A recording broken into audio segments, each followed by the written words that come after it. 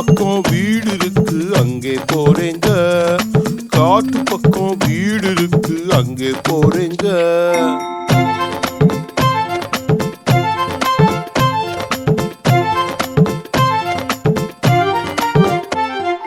கம்பளி சட்டை நல்லா இருக்கு, யாரு தந்தாங்க, யாரு தந்தாங்க?